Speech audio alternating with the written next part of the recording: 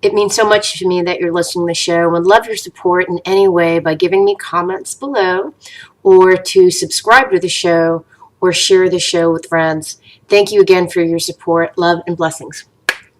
Hey, everybody, welcome to the Fired Up with CJ show. Today we are going to be talking to Lauren Walker about her book, The Energy Medicine Yoga Prescription. So, welcome.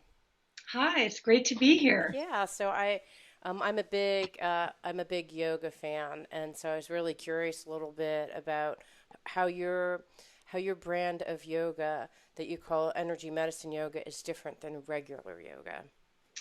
So, in a regular yoga practice, yoga is an energetic practice. It's just not taught like that so much anymore. So, now if you go to a traditional yoga class, you might hear about the chakras.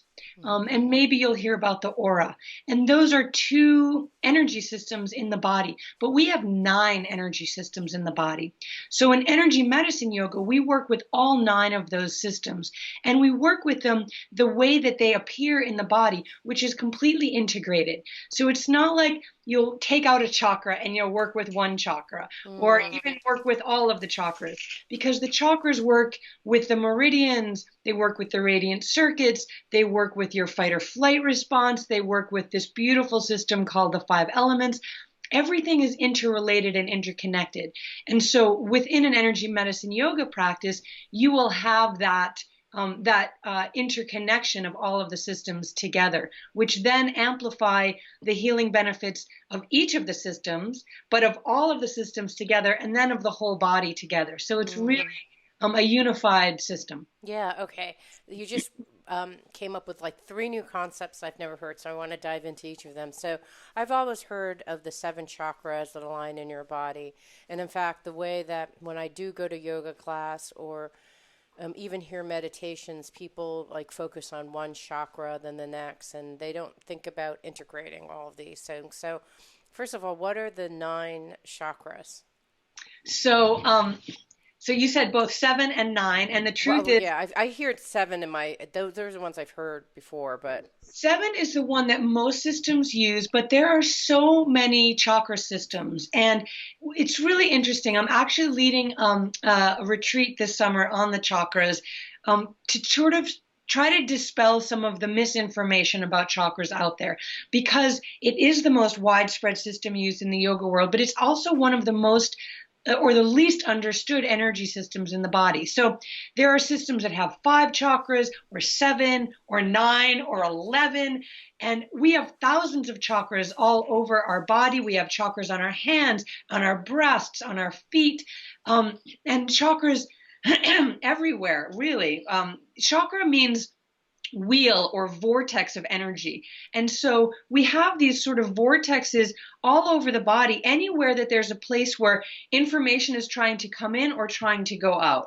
But mm, let's talk about the main chakra system that most of yogis know about. So most yogis know about 7 chakras arrayed along the spinal column or along the sushumna channel, the central channel of energy in the body, starting at the root, the first chakra, then the second chakras between the root and the belly button. Third chakras, belly button, are slightly higher. Fourth chakra at the heart center, fifth chakra at the yeah. throat, sixth chakra at the third eye, seventh chakra at the crown of the head. So that's what most people know about the chakras. Um, and then from that it gets really blurry, or actually really clear in a way that isn't actually true. So people hear about the colors, that your chakras are red, orange, yellow, green, blue, indigo, violet.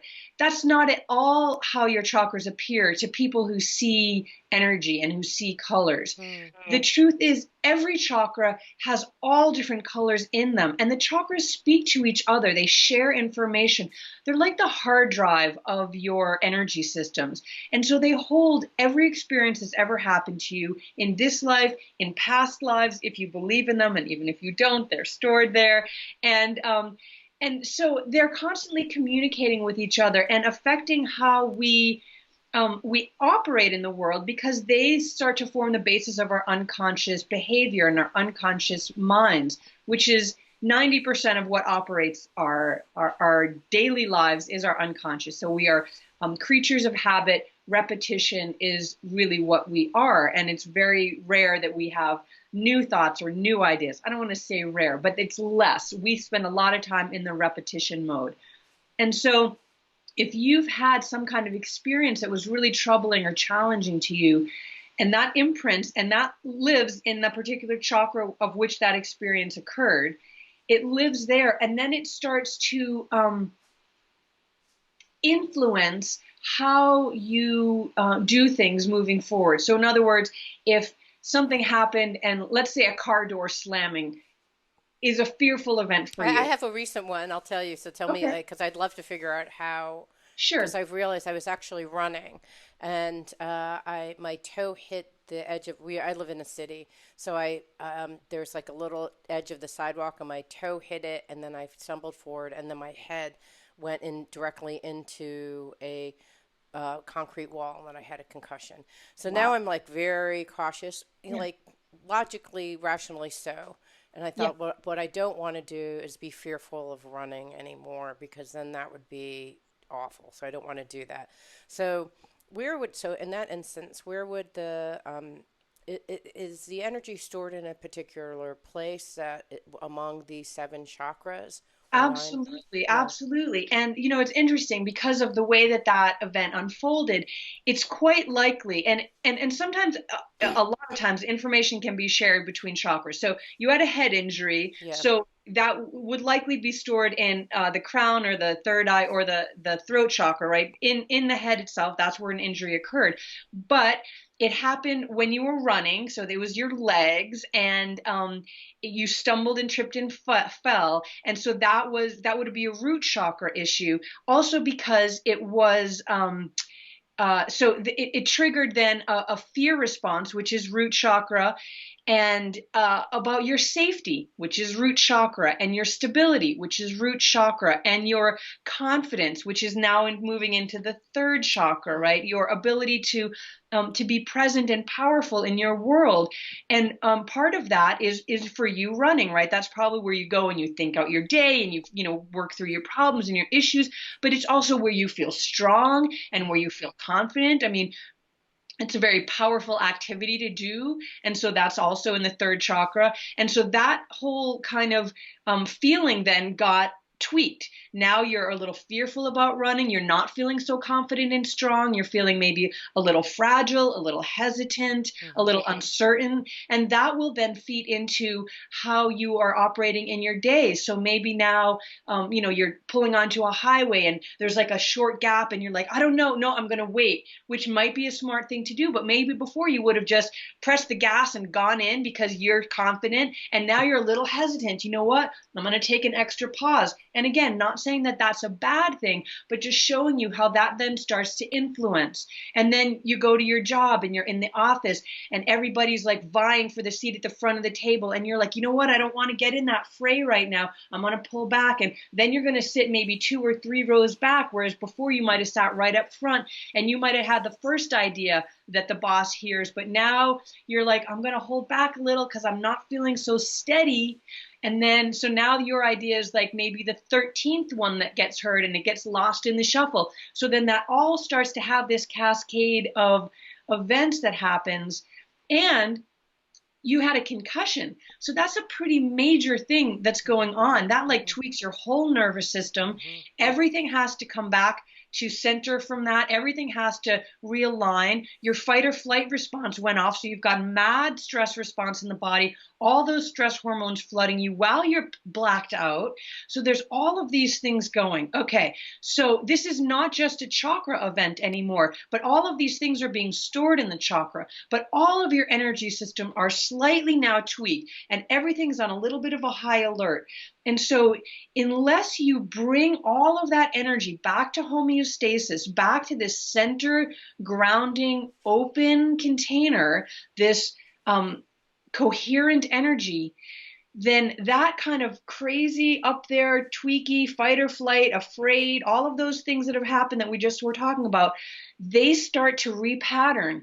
And even though that was just one small event, if that doesn't come back and resolve all of those things that came into play, then you are just 1 degree slightly off of your grounded center. Okay. And if that then becomes your pattern, then that's your new normal.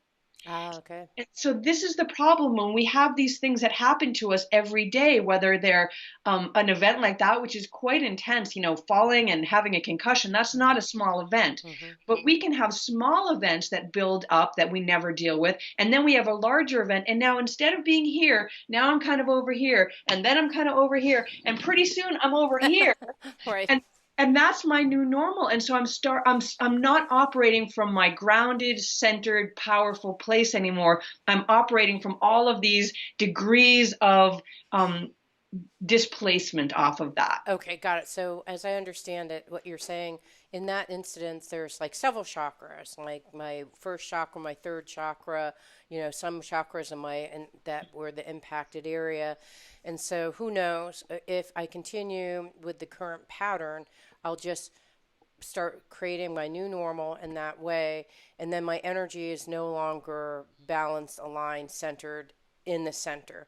It's kind of off to the side, wherever. And so when that happens, so let's say that, and I actually I did a bunch of cranial sacral work, and so I'm like doing all this stuff to make Yes. sure that things continue to go like, no, this is center, and I'm do a ton of meditation. Right. So I don't know whether that all those things have affected, but I'm conscious that things have subtly, even doing all of those, I'm conscious of how my mind is thinking in a different way. Maybe rationally so, like when I'm crossing the road, like, okay, I'm going to look twice. Actually, I look four times. Then first I look twice, now I look four times just to be sure. Right. So, because once you get a concussion, if you get another concussion, it's not good for you, Yeah. brain aneurysms, etc. So, so if I try to align my energy, then this will happen. Now, you're talking about the integration of all these things. How, in that example, or generally speaking, what does it mean about your chakras working to integrate together? So, I mean, I wish I could do a session with you. I guess we kind of are, but I mean, like, sort of get you on the table and work with your energies. And so some of the practices in the book are things that you're going to want to start to do right away to start getting these energies integrated. And you don't need to understand what all of them are or anything. Your body knows. Your body knows what needs to happen. Your body knows what you need to start doing. So the very first thing that I would do, and I would do this very gently, and I believe there's a gentle version in the earth practice. So I would just do the wake up. I would do it seated, and I would do it very gently. So instead of like a pounding on the chest, I would just do a gentle thumping or even a Okay. massaging. So I would do the wake up every day. So those four thumps that It's get your like an EFT kind of thing where it's not EFT, but it's tapping on the body. So sometimes people confuse it with that, but it's the very first, I think it's on page 72. I used to know exactly what it is, but it's the very first energy practice that you want to do to get your body's energies aligned. It's how we start every practice. So if you flip through the book and you go to any practice, the very first thing will be what's called the wake up. And so I would start to do that because you want to get your energies moving forward and also crossing over. So the brain has two hemispheres and they operate opposite sides of the body. And those two things, energy moving forward and energy crossing over, are the root cause of every disease pattern in the body. Hmm. And anything that you want to resolve or heal, anything, if you're tired, if you're depressed, if you're sick of any kind, then chances are so high that your energy isn't moving forward and crossing over. Because if those two things aren't happening, you can't heal. And so it's the root cause of every single disease pattern, literally from pimples to Parkinson's. If those energy systems aren't doing that, you can't heal. So for Hmm. you, I would start to do that every day. And then this is kind of a little bit of advanced practice. This is some of what we're going to do in the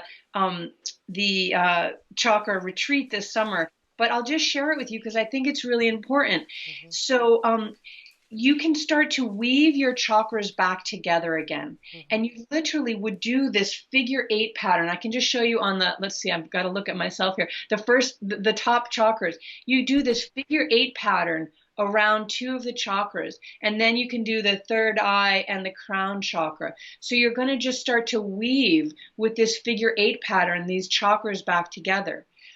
And So then I do that. So I just kind of go over the top. Then I go to. Then I'm doing the third eye and the and you throat. can do all three of them together. You can sort of do this weave, and then you can weave all of the chakras together like that. Okay. And I mean, and that's what, you see those pictures of the Yeah, the Ida and Pigali. Gita and Pingala, and they're going up, and everywhere they cross is where a chakra appears.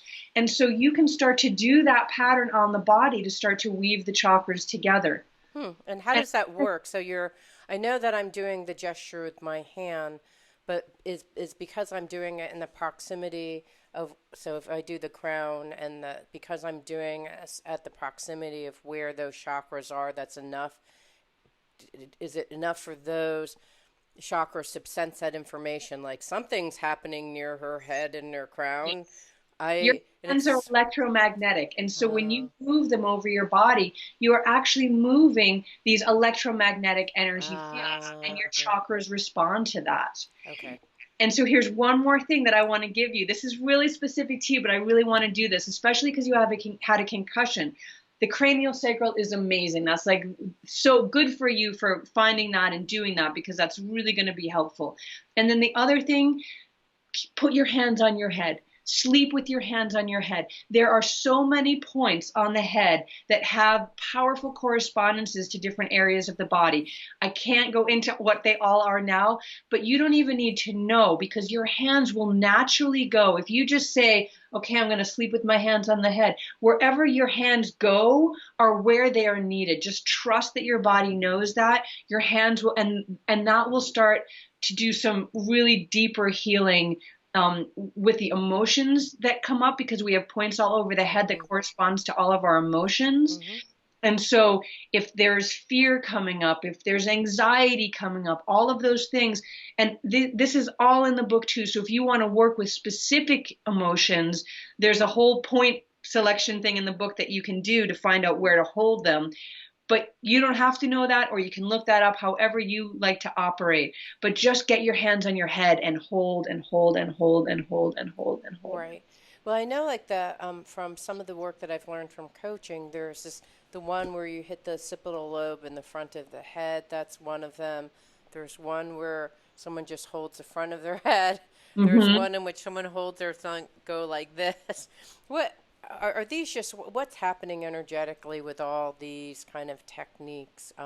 So I know that you're saying that your hands are electromagnetic wands, so to speak, and so they're kind of just the hand moving there is kind of moving the energy around there. But what's happening, and why do things like this work? Like, why is it that when I'm touching my head, it helps? So there are a pair of points right on the forehead, right there. When you cover your forehead like this, you're covering them. They're called the frontal neurovascular reflex points. So neuro is brain, vascular is blood, reflex referring to something else in the body. So when you hold your hand over your forehead, just doing that, what you're doing is, with the magnetism of your hand, and there's other things involved as well with the iron in your hand that's magnetizing the iron in your blood. Wow. It keeps the blood in your forebrain. And so it stops you from going into fight or flight response. It stops that cascade of stress hormones from going into the body. And so that you can then think intelligently and act creatively, because you're keeping the blood in the forebrain. When you go into fight or flight, the blood leaves the brain and goes into the lymph, or you can flee. So when you're holding other points, so the points that you were just indicating in the head, you're still on the head. So those points are for fear. And those are the neurovascular reflex points that help to transform fear into courage and hope.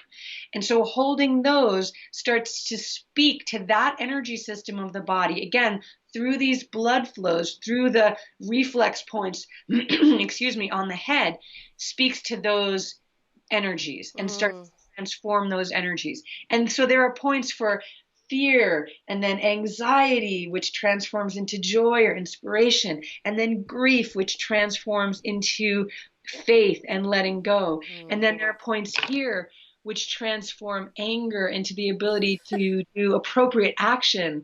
And then here, which transforms this worry and over compassion for other people into self-love and the ability to take care of yourself really deeply. Interesting, because and you know it's funny because when we were talking about business meetings, you'll be in business meetings and there'll be people going like this Yeah. or like this. Very rarely do I see this, although I do see this. Like literally, people put their hand. Someone's presenting and they put their hand over their head or So their elbow on the desk. it's such a beautiful observation because here's the truth. These moves are not new. They're not like invented kind of. This is your ancient birthright.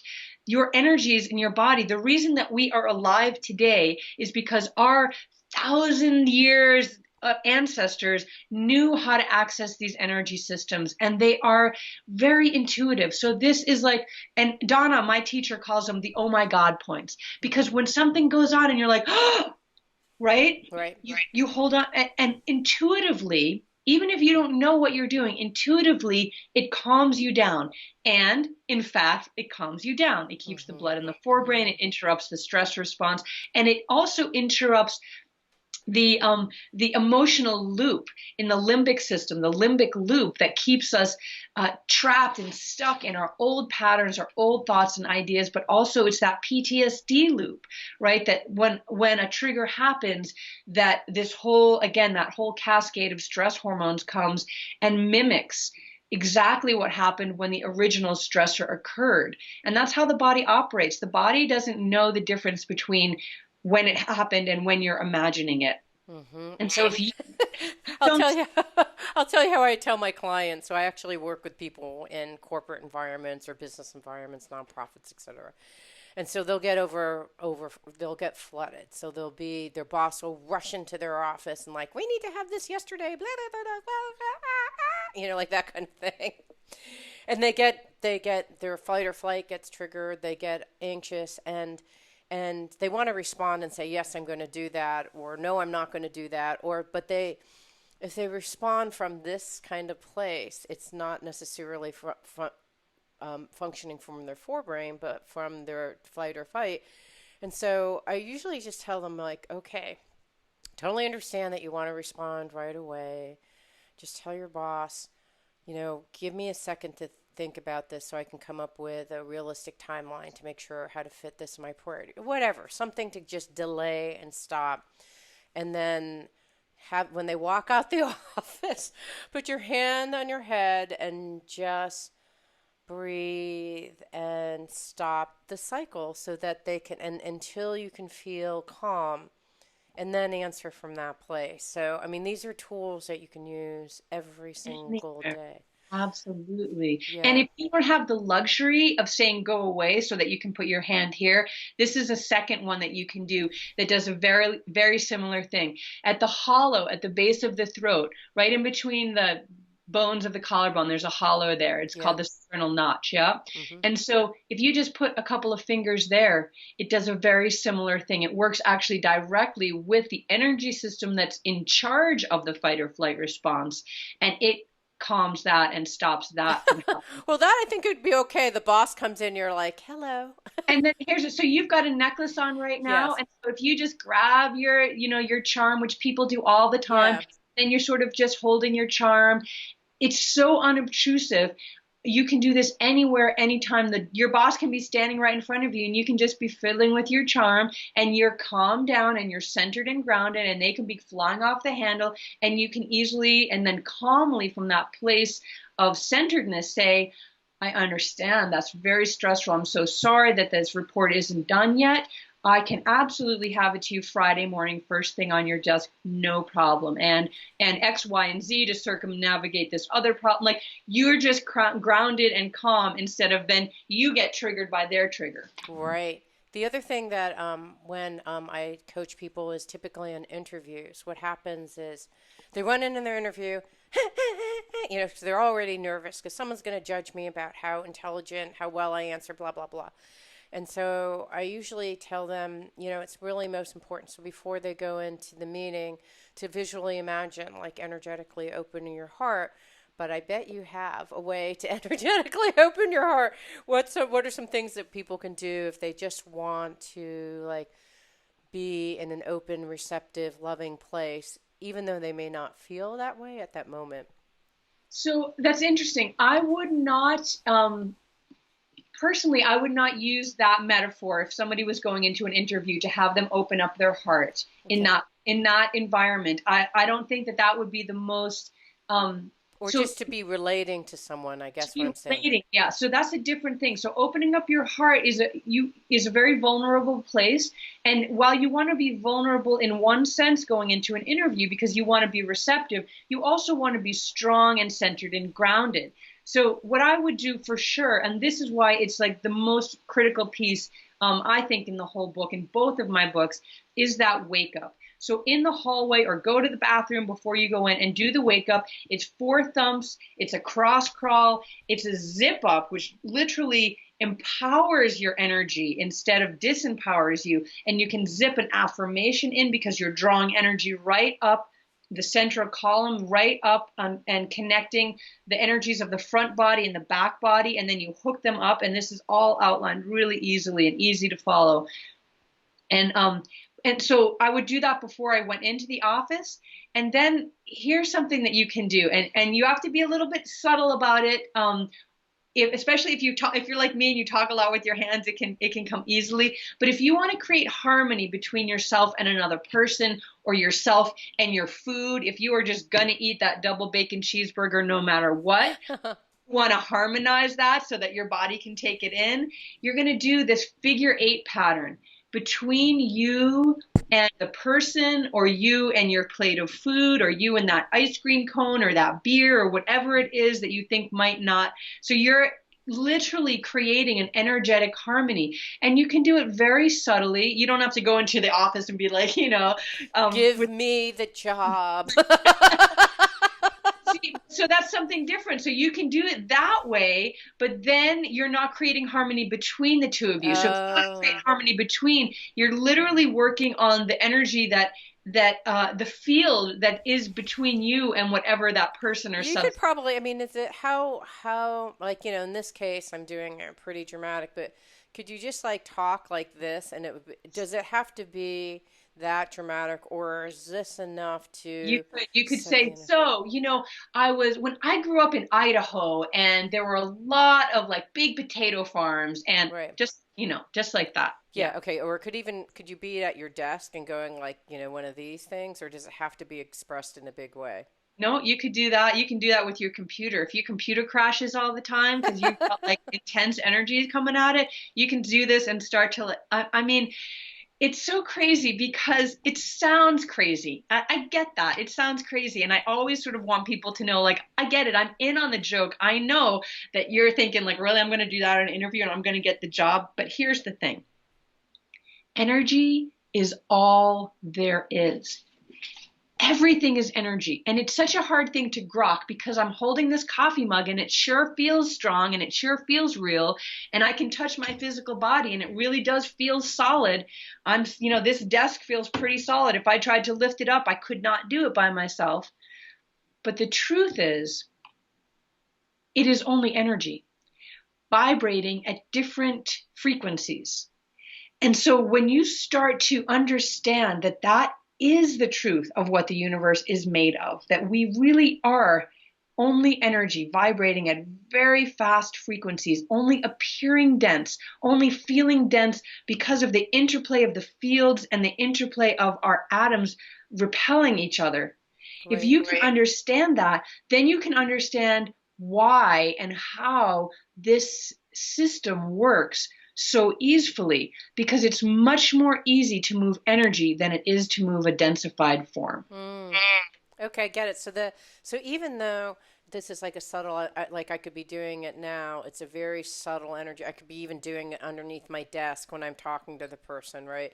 Even though I'm doing this very subtle one, it kind of, to me, even if you didn't believe in energy, there's this intention of I'm harmonizing with the other person. I'm harmonizing with the other person. But what you're saying is because it's energy, just that slight movement minimally is creating that in my body. And and and because we are one with the other person energetically, we're kind of creating a connection with that other person and involving them too, even though they may be 6 miles away. Like, oh, on the internet, you're a bajillion miles away from me, and I could just be doing this. And it's because we're connected, regardless of the distance. This like subtle movement would be enough. It That's is. really interesting. So, and it's because of the energetic flow, regardless of the distance or how largely it's expressed.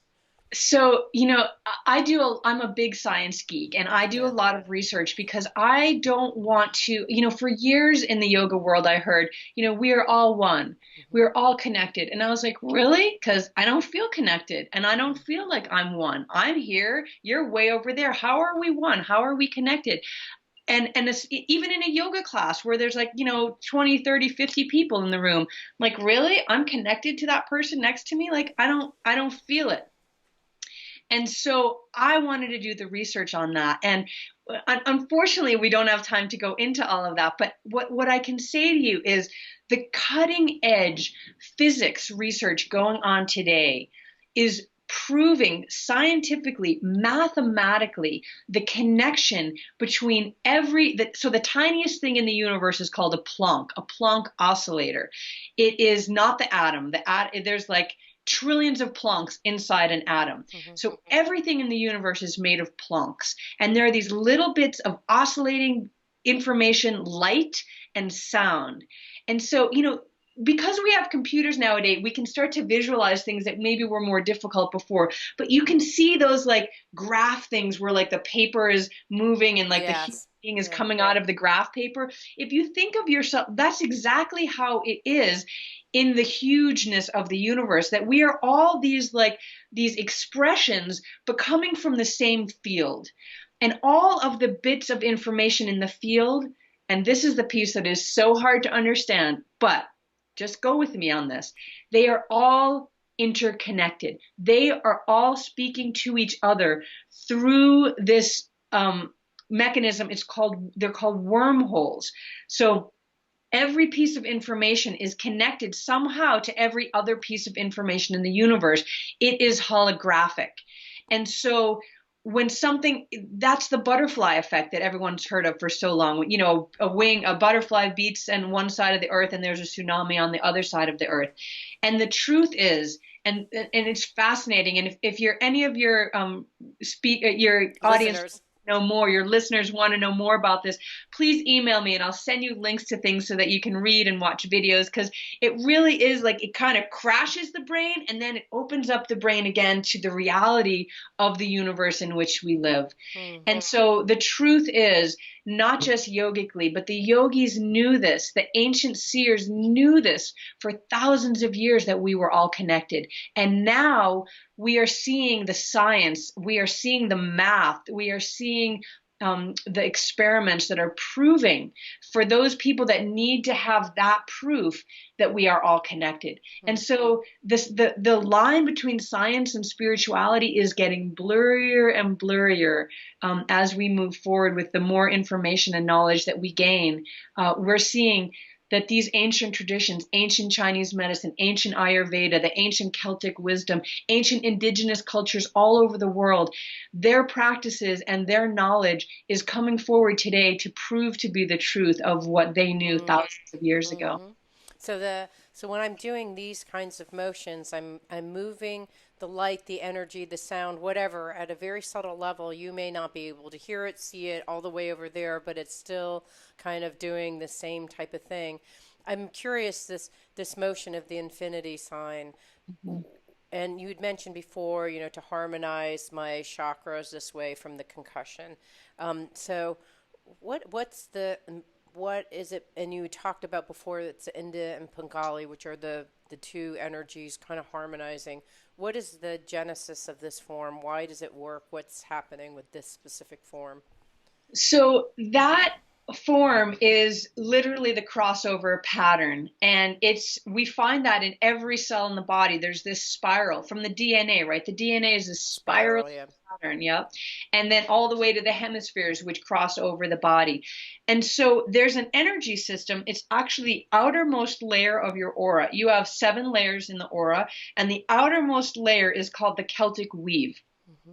And it is that system, that crossing over of that energy. And the more of those crossover patterns that you have in your fields, the healthier you are. Hmm. And the healthier you are, the more of those patterns you have in your fields. And we have all kinds of different geometric shapes and patterns in our fields. You know, if you close your eyes and you press in and you see all those colors and lights behind your eyes, those are the patterns that are in your fields. And people that see energy can see those. And so that crossover pattern is the most healing pattern because it is integrating.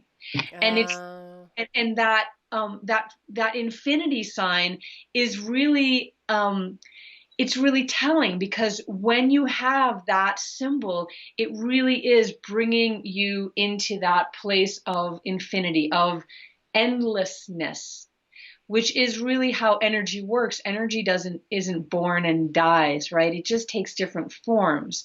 hmm. And so this crossover pattern, and you can, if you've got like a cut on your body, you can doodle that figure 8 pattern. Hmm. You can doodle it on a piece of paper. The way the body works, if you walk, our gaits are so off now, from the high heels and just culturally and everything. But if you watch how little kids walk, or indigenous people, barefoot on the earth, the way that the hips sway back and forth, Oh, creates an infinity. I creates never thought a about that. Yeah. inside the body, which then resonates up and down the body. It's the most powerful symbol, and not only symbol, but action. It's an action in the body, this figure 8, this crossover pattern. So it's about harmonizing and integrating, and it's almost like even this kind of reminds us that it's infinite. That even at some symbolic level, it's like it's all infinite. And you're saying the crossing is actually the healing part. Where I've seen actually this being used, and sorry because I know you're looking at me, so you're probably like, like I'll do it this way. This Right. being used is when people actually have um, uh, they're kind of retelling an event. Yes. There's EMDR that goes back like this, Yeah. but there's also this because it knits all the different parts of your brain that are operating. There's visual, auditory, kinesthetic, olfactory, gustatory, and this is kind of, I was told that this maps all the different systems together. So it's And like you can do it in front of your in front of eyes. us, yeah. And you can either watch it, or you can even close your eyes. But if you start to do this, you can feel the integration happening in your brain. That's one of the ones that we do often for people that they really want to feel their energy. You don't even have to touch your skin. If you start to do this, even with your eyes closed, you will feel that happening in your brain. Do you feel it? Yeah. I'm Yeah. very sensitive to energy, so I feel Yeah. those kinds of things. I actually, it's interesting because this now makes sense because in meditation, I had some type of, in a meditation, what happened unexpectedly is I had energy just open up. And during the meditation, my arm would just like fling up like this, or like my neck would snap, and I was like, "What the heck is happening?" But now it kind of makes sense because it's the swirling, and it would be like my arm would just snap like this. And sometimes when I'm meditating, it literally feels like there's like this oscillating thing going this direction. So it's not just a right or left; it's a forward and backward. That if you just tune into it, you can actually feel this kind of energy kind of like like through your body. It's So, kind the of first crazy. rule of energy is that energy needs to move, and it needs space to move. And so when you start to tune into it, you will start to feel it moving in different ways. And again, it's not, you don't even need to identify which energy system it is. Energy needs to move, and it is going to move. And when it can't move, it causes pain in the body. So if you have any pain in your body, that's energy that's stuck. And you can think of it like a traffic jam. The more cars, they start to back up, and then they can't move, and then they can't move. And eventually, if that energy doesn't start to move again, it causes incredible problems, because energy needs to move. And when it cannot move, it is the start of problems in the body. Ah, I just got a aha. So I was thinking, like, why did I trip and fall? Because as I was walking along the street, I realized that every single day there's all these little divots. I'm like, why that divot in the street? And I thought, it's not that. It's that my body was tired because I had been working out for really, I think my body was tired, so it didn't have like the proprioceptic balance, which I think if I'd normally tripped and fallen, I would have like recovered or used my hands or something, but it didn't have the appropriate balance because I was out of balance. And I was thinking, because I've been thinking, like, how did this happen? And it's my foot, my ankle. I went for a really long walk because I'm going to do the Camino. And I thought, yeah, for 500 miles. So I thought, well, I'm going to just see what it's like. I'm just going to walk 12 miles just to see what it's like. And to see like what broke, which is not the smartest way. If anyone wants to try this process, don't do it. Work up gradually. However, when I did do that, my left ankle is just like messed up. It's just not moving. So I think that it's probably the energy is like stuck near my feet. And then like, so I'm trying to move forward. I have an ankle that's kind of locked and not pivoting. Like, my ankle should rotate around, and it's kind of not appropriately moving, which is all related to what you're saying about grounding, right? My feet aren't on the ground. They're not like responding to the earth. And so I'm wondering whether that is actually, in fact, what caused it, is the energy pooling up in that area. So when I'm running, it's not locomoting and, moving. Is that the right word? Moving in the right way. But interesting. So then when you going back to the beginning, you had said what you need to do is do the crossing over to harmonize everything and then move the energy forward. Because if not, the energy gets stuck. It gets stuck. There's so many pieces to unpack in that. So can we unpack a couple? Yeah, sure. Yeah, absolutely. So the first thing that you said is you were tired. Okay. Yeah. So here's something in our culture that we just swipe aside all the time is fatigue. And so this is part of the language that your body speaks to you every day. Our bodies are giving us information constantly, and we only listen to it generally when it comes in and beats us literally over the head, right? So, yeah, thanks. The goal, sorry about that. You said that. So the goal is that we start to listen when the energy comes in and is whispering to us. So pain is the big one, and that's what people respond to when there's pain. But in our classes, we do these things where we'll start to palpate areas of the body where people are like, oh no, nothing hurts. And then I'm like, oh my God, I've never like touched my hand in that particular way. And there's incredible soreness and pain there. So pain is like the first thing the body will give you, and it will increase that pain until it's loud enough that you respond to it and make choices and decisions based on that pain. But our bodies are giving us information all the time. And one of the pieces of information is tired. You're tired. It's time to go to sleep. It's time to take a nap. We get tired at particular times during the day. Everybody gets tired 3 to 5 in the afternoon. That's because your lung meridian is at its lowest at 3 to 5. And so that's the hardest time to get fully oxygenated in the body. So instead of taking a time out, doing a yoga nidra, lying your legs up the wall, doing a wake up, we drink a coffee or we eat a candy bar or a muffin. And so we flood the body with chemicals which distort the signaling of the body so that it's like, oh, okay, I guess I'm not tired. Now I'm all ampy and jumped up, and then I'm going to be tired later.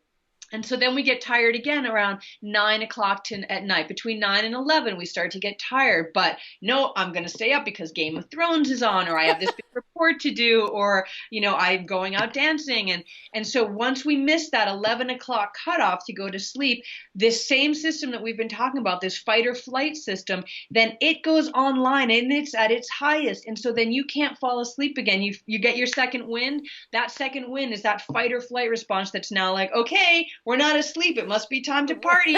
Wait, Then what you time think is that? Is that 12 to 2 or something? What's that's the... 11 to 1. Oh, that explains everything. Okay. And at 1 o'clock, then you're tired and you're like, okay, I can go to sleep now. So, so the first thing that you said was that you were tired. So maybe you were tired that day, but you were still going to push on through. Or maybe you've been tired for a while. Maybe you haven't been getting enough sleep, or you've been doing too much caffeine, and now your adrenals are starting to kind of misfire, let's just say.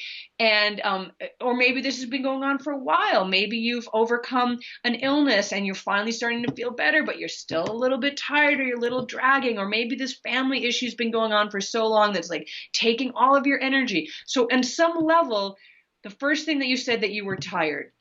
So instead of responding to the body's tired, that means go home, take a nap, or drink a cup of tea and read a magazine, or legs up the wall, or do a very like calming restorative yoga practice. Instead, the first impulse is, I'm going to push through this. I'm going to go for a run and rev everything up. That's right. I'm going to rev everything up. I'm going to rev up my adrenaline so that I can make it through this tired.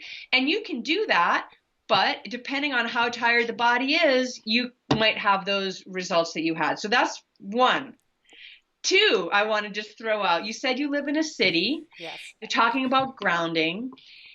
If you don't get your bare feet on the bare earth, you cannot draw up the earth energy that you need to feed the whole body energetically and to be grounded. So to disperse all of the frantic energy that comes into the body, all of the things that cause inflammation, all of that fiery energy needs to be grounded. Just like the plug, right? It has 3 holes, and that third one literally goes through your house, or if you're in a 100-story building, through the 100th story, all the way down into the earth to ground excess energy. You do that with your appliances so they don't blow up. Remember when we used to have 2 prongs and you'd put in your hair dryer and all of a sudden everything in the house would short, or you'd have a little fire at your toaster? Right. Because the energy wasn't grounded, and energy needs to move and it needs to ground. Otherwise it gets an excess of energy and we get inflammation in the body and autoimmune diseases. So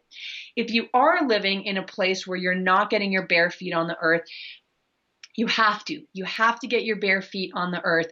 You can, and you can do it in other ways. You can take, I don't think I've got it with me. Oh, I do have it with me. Oh, I've got one right here because I just had my cup of tea. You can take a spoon, as long as it's not a silver spoon, and rub it on the bottom of your feet, and that will start to correct your polarity, which gets off when you don't get on the bare earth enough. And you can also, and I've never tried this one, but my teacher has and said it works.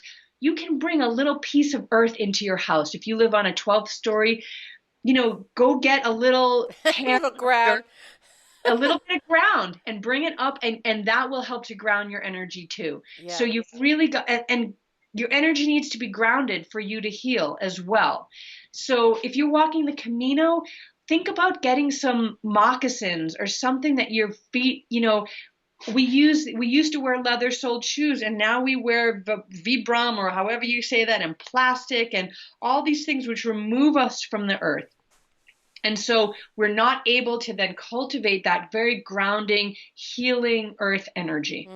There's actually a pair of sandals. I can't remember the name. I wish I did. I have them. But they're made out of a leather sole, and they actually have little electrodes on, like little magnets on them or something, so that you can actually ground your feet when you're walking. Yeah. And a dear friend of mine wrote a book called Barefoot Walking and Running, and he always tells me, like, you got to go outside, you got to go walk. And so for the Camino, one of the things that happen, our feet are we baby our feet to the point that we get plantar fasciitis, all these kind of foot problems, and it's a foundation of our body.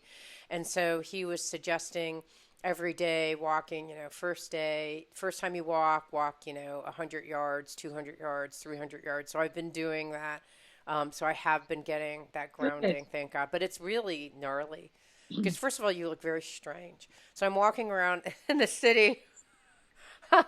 It would be nice if we had long stretches of grass, but I don't. So I'm walking along the city on the sidewalk with bare feet, Yeah, and people are like, "You have your shoes in your hand. yeah, What is yeah. happening to you? What are you crazy? Like, what's wrong with you?" But it is actually very healing. I mean, I And I, think my feet, what's interesting, I've been doing it. There's all these little nerves on your feet. When you do that, your feet are like, they come alive. I'm like, I didn't realize I yeah. had these little parts in Yeah, my feet. it's amazing. It's amazing. It is. I think there's all kinds of, like you talked about those grounding shoes, and I have several pairs of them with the little copper bits. Unfortunately, Yes. that company has gone out of business, They but have? Oh, no. I know. But there are some other grounding shoes that you can buy. I've been wearing, and it's harder, concrete is tough on the body. But I have a pair of moccasins with that are sheepskin, and so there's a little bit of padding with that. Mm. And they don't look that different from slippers. I will say that. However, I mean, you talk about looking strange, but here's the thing. I don't know which city that you live in, but you know, how do I say this? At some point you have to stop worrying about that, Yes, this is true. because the things that we do now that are fully accepted that nobody thinks is strange, I look at a woman walking in high heels down the street, I literally gawk. I'm like, how is she walking? How is she standing up? How is she not, how is this even possible? And then, Meghan Markle, 8 months pregnant in stilettos. I'm like, how? It's wrong on so many levels, and just biomechanically, I don't even know how it's working. And so if somebody wants to look at me shuffling down the street in my slippers, I'm like, you know what? That's okay too. It's the same experience that I have when I see somebody walking in stilettos. So we're both looking at each other like we're a little crazy. And at the root of it, though, I know at least what I'm doing is healing and grounding. And so I feel like, okay, if somebody wants to think that's a little crazy, then so be it. I love it. All right, we've been talking to Lauren Walker about her book, The Energy Medicine Yoga Prescription. Thank you so much. What great, useful information I think anyone can use for headaches, work situations, just injury, everything. Thank you so much. Thank you so much, and have a wonderful time on the Camino. Thank you. It means so much to me that you're listening to the show and would love your support in any way by giving me comments below or to subscribe to the show or share the show with friends. Thank you again for your support. Love and blessings.